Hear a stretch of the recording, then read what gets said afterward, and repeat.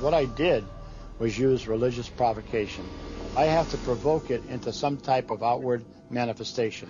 And that was my point in doing that. In the name of Jesus Christ, I command you to reveal your identity. On the following night, the family reports that the poltergeist seems to be more active than ever. Only now, its attention is focused on the family's 10-year-old daughter. The little girl is trying to do her homework, but you can see that the chair keeps sliding backwards. You're holding it down, aren't you? It's got that much strength to it. Now, if you watch, you can see the little girl's legs are up on the rungs of the chair. She's not pushing herself up from the floor. The mother is not tipping that chair backwards. No. Nobody is touching that table. The table moves of its own volition. The Warrens quickly arrange for 3 priests to perform an exorcism in the home, and the disturbance ends. But for how long? Could the angry poltergeist ever return? We have found that it can be quieted down, but then it'll escalate again. We still keep our fingers crossed because it could, and we hope and pray it don't. 3 a.m. I awoke from a dream,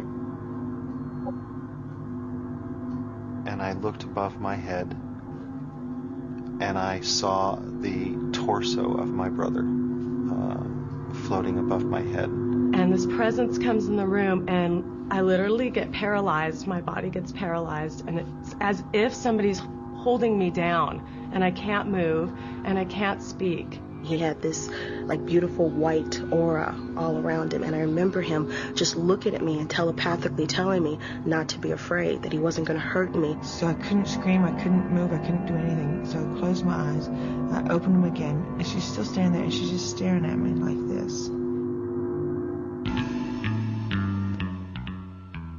When the Australian rock group Wildland set out to shoot this music video, they never expected to make contact with the other side. The crew spends an entire day shooting in the deserted mining town of Glen Davis. The weather is stormy, and the mood in this remote location is unsettling. It was absolutely freezing cold. The whole place felt very eerie. It actually felt like a ghost town. Later, when this film is processed, it exposes a startling image. There appears to be a mysterious figure of a man standing in the background amid the concrete ruins. There was no face on the figure, and the face was slightly disjointed from the body. Everyone who was there that day insists the figure isn't human. When I shot it, there was no one there. I had people beside me looking the same way that I was looking. No one was there. Totally unexplained. I mean, besides the crew, there was nobody, for kilometres around the place. There was just nobody anywhere. Some believe that this ghostly apparition is the spirit of a miner lost years ago in a terrible disaster. There were numerous accidents in the mine where men were killed. There were men that had their heads severed there. There were a number of men who drowned.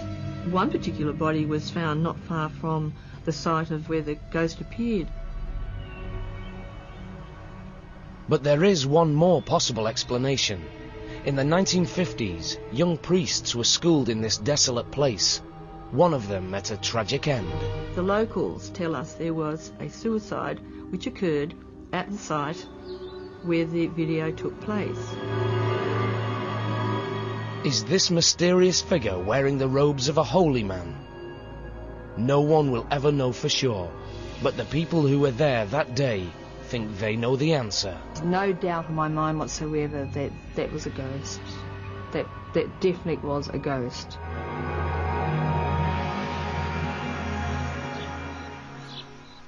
Back in the United States, another apparition is believed to have been caught on tape.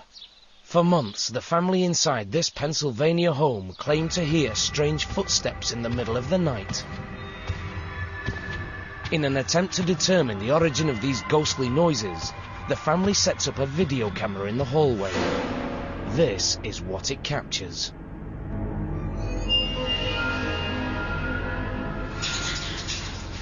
Watch as the glowing shape floats down the corridor, then appears to enter a doorway. What is this phantom menace?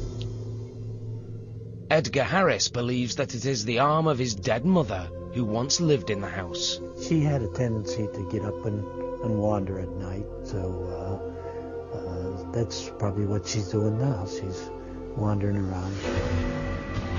Why does it seem that his mother is haunting their home?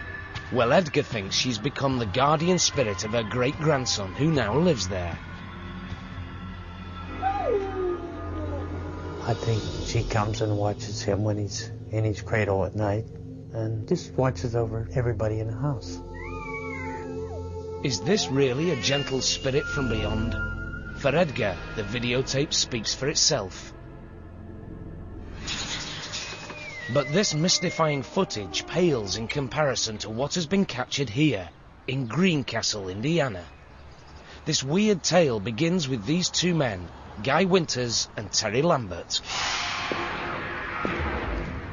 For years, Guy and Terry have heard rumours about a haunted mansion on the outskirts of town. People would see the ghost of a female, an apparition that would drift down the lane that led to this old house.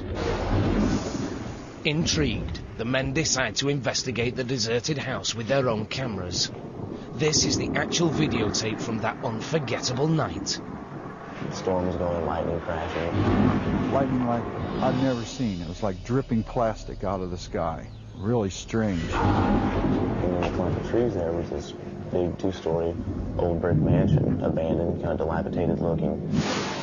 Unaware of what awaits them, Guy and Terry go inside.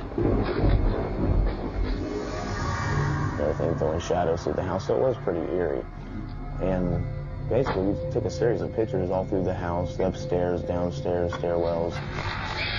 Terry claims that he then ventured back outside to take more photos. I took a series of 3 pictures of an upstairs window. And after I took that series of pictures, I went around to the back of the home and I took a picture of a doorway. Still in the house, Guy continues his investigation. But suddenly, he feels that he is no longer alone. I felt this presence come over me, and the smell was like sulfur and roses.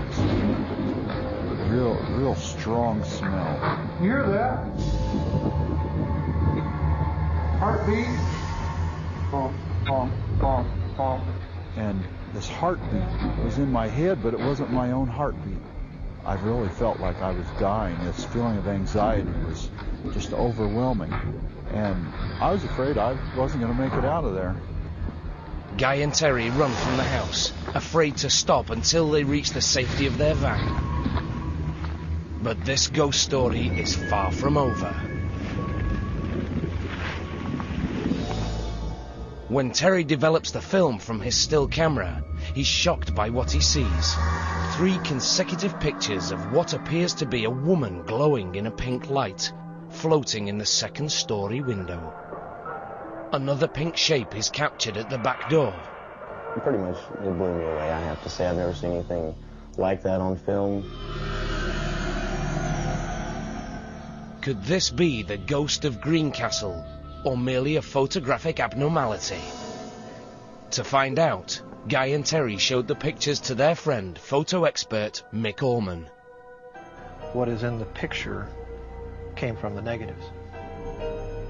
It's very interesting and a little unnerving. Next, these mysterious images were analysed by a computer graphics expert, Sean Dempsey.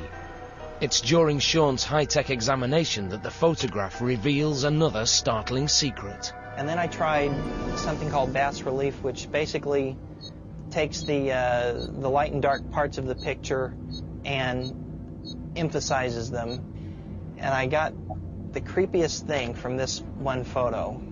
Her face, and I don't know how else to describe it, but that to me just looks like a skull. I've got to be honest, it's either a real photo of a ghost or it was done with a photographic technique that I don't know about. With experts at a loss for answers, Guy and Terry have their own theory. They now believe they've photographed a real ghost. But if it's true, then whose spirit is it?